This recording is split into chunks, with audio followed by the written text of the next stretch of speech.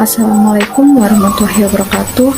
Perkenalkan, nama saya Sulsianisi dengan NIM E97219094 dari Prodi Tasawuf dan Psikoterapi UIN Sunan Ampel Surabaya. Pada kesempatan kali ini saya akan mempresentasikan tentang sektor ekonomi dari Tarekat Siddiqiyah. Dalam pembahasan kali ini akan membahas 3 poin, yakni yang pertama, latar belakang berdirinya Tarekat Siddiqiyah, amalan dan ajaran dalam Tarekat Siddiqiyah, dan sektor ekonomi dalam Tarekat Siddiqiyah.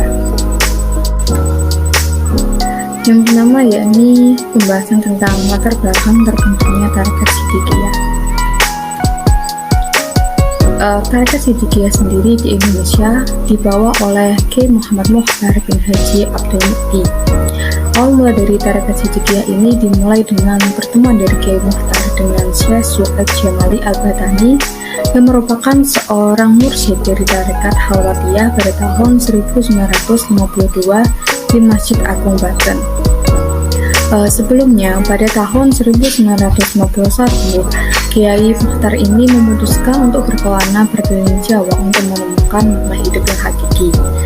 Dalam perjalanannya tersebut, beliau banyak bertemu ulama sufi. Salah satunya yakni beliau bertemu dengan Syekh Su'aib Jamali yang kemudian menjadi mahaguru dari Tarekat Siddiqiyah ini. Dari Syekh Su'aib inilah Kiai Mukhtar mendapat ajaran Tarekat Siddiqiyah. Pertemuan pertama kali antara Kiai Mukhtar dengan Syekh Su'aib berlangsung di Masjid Agung Banten sekitar tahun 1952. Kemudian dilanjutkan dengan pertemuan-pertemuan berikutnya di kawasan Kaseman, Banten, dan daerah-daerah lainnya. Di daerah Kaseman inilah kemudian Kiai Mukhtar akhirnya dibaiat oleh Syekh Su'aib masuk dalam Tarekat Khalwatiyah. Tarekat inilah yang kemudian beralih nama menjadi Tarekat Siddiqiyah yang bertempat di Ploso, Jombang. Tarekat Siddiqiyah ini bisa dikatakan berbeda dengan tarekat yang lainnya. Jika dalam tarekat yang lainnya pengambilan nama tarekatnya dinisbatkan kepada mursyidnya, maka Tarekat Siddiqiyah ini tidak. Pengambilan nama Tarekat Siddiqiyah ini merupakan hasil dari amanat dari Syekh Su'aib. Menurut Syekh Su'aib sendiri, berdasar pada sejarah, penamaan Tarekat Khalwatiyah ini bukan nama awal, melainkan yang menjadi nama awalnya adalah Siddiqiyah. Karena itulah Syekh Su'aib memberikan amanat untuk mengembalikan nama aslinya apabila pada kemudian hari mampu untuk melakukannya. Pada pengajaran tarekat sendiri, awal mulanya tidak terdapat hambatan dalam masyarakat. Hingga pada tahun 1967, Tarekat Siddiqiyah ini setidaknya telah memiliki 30 murid.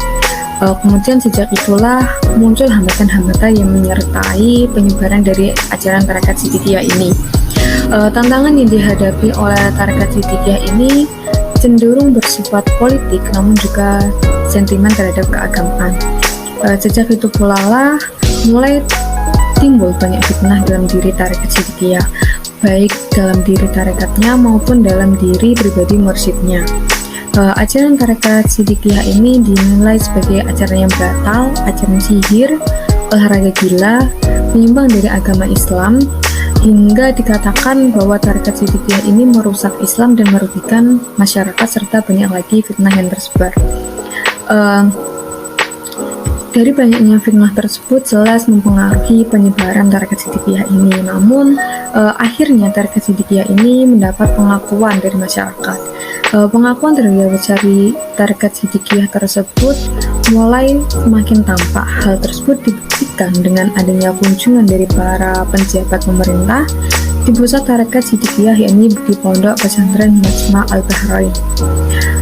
Adanya berbagai kunjungan tersebut menjadikan pengakuan Tarekat Siddiqiyah dalam masyarakat.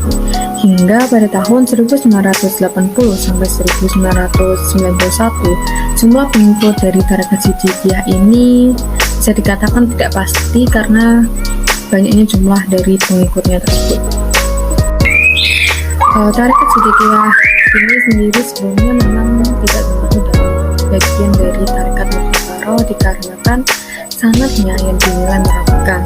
Namun kemudian Tarekat Siddiqiyah ini dinilai sebagai Tarekat Muktabaroh di Indonesia berdasarkan keputusan Jami pada tahun 2009. Pengakuan ini merupakan revisi dari keputusan sebelumnya yang menyatakan tarekat Sidikiyah ini sebagai tarekat Ghairu Mu'tabaroh.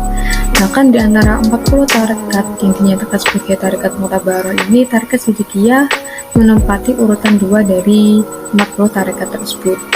Terkait dengan sanad tarekat Sidikiyah ini, telah dilakukan penelitian untuk membuktikan sanadnya, yang akhirnya sanad dari tarekat Sidikiyah ini ditemukan dalam kitab Tanwirul Qulub karya karangan Syekh Muhammad Amin Kurdi Al-Arbili, yang dikatakan pada halaman 539 yang disebutkan, ketahuilah bahwa sesungguhnya julukan silsilah itu berbeda-beda disebabkan oleh perbedaan kurun waktu. Silsilah dari sahabat Abu Bakar Siddiq radhiyallahu anhu sampai kepada Syekh Taifur bin Isa Abi Yazid Al-Bustami dinamakan tarekat Sidikiyah. Jadi sanad dari tarekat Sidikiyah ini dikatakan melalui Abu Bakar As-Siddiq. Pembahasan yang berikutnya yakni tentang amalan dan ajaran dalam tarekat Sidikiyah. Setiap tarekat tentunya memiliki amalnya masing-masing. Nah, dalam tarekat Sidikiyah ini sebenarnya terdapat 3 amalan yang ada di dalamnya. Yang pertama yakni Jahar Nafi Isbat. Nah, Jahar Nafi Isbat ini sebelum dilakukan, para muridnya diwajibkan untuk melakukan beberapa hal seperti berpuasa selama 3 hari dan juga mandi taubat. Yang kedua yakni Siri Nafi Isbat. Siri Nafi Isbat sendiri bisa dikatakan berzikir dalam hati, menyebut Ismudat sebanyak 300 kali setelah sholat fardu. Yang selanjutnya yakni Tobib Rukoni 7 hari dan Tobib Rukoni 40 hari. Pada dasarnya 2 hal ini merupakan hal yang sama, namun yang membedakannya adalah waktu pengerjaannya. Yang selanjutnya yakni sektor ekonomi dari tarekat Sidikiyah. Tarekat Sidikiyah sendiri dikenal sebagai tarekat yang memiliki banyak badan usaha di dalamnya. Nah, berikut ini beberapa badan usaha yang didirikan oleh tarekat Sidikiyah. Yakni yang pertama, tarekat Sidikiyah ini membangun perusahaan air minum yang dinamakan Mako. Perusahaan air minum ini terletak di Jombang dan diyakini air minum yang diproduksi ini bisa menyembuhkan berbagai penyakit. Selain itu, tarekat ini juga membentuk perusahaan rokok yang merupakan mitra dari perusahaan rokok Sampurna yang diberi nama Mufa Susu Sejati Jaya Lestari. Selain itu, tarekat ini juga mendirikan restoran yang bernama Restoran Yusro. Tarekat ini juga memproduksi madu, yang mana madu yang dihasilkan ini diambil dari berbagai daerah penghasil madu seperti Kediri, yang kemudian dikemas dalam botol kecil dan diberi label dari tarekat Sidikiyah ini. Selain itu, tarekat ini juga memproduksi berbagai kerajinan tangan yang berbahan dasar anyaman bambu dan juga pandan.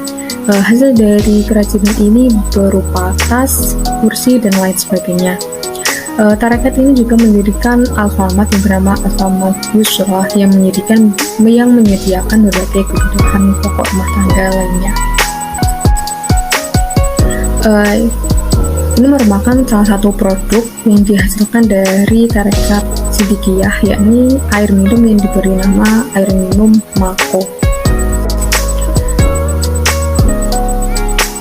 Selain itu, tarekat Sidikiyah ini juga mengadakan kegiatan sosial seperti pembagian nasi berkah.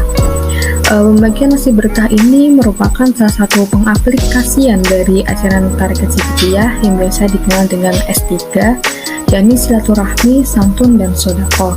Di wilayah Bojonegoro sendiri, pembagian nasi berkah ini seringkali dilakukan di Jalan Veteran dan Jalan Gajah Mada dengan sasaran pembagiannya yakni dibagikan kepada para pengendara becak dan juga para pengamen jalan dan juga beberapa orang lainnya.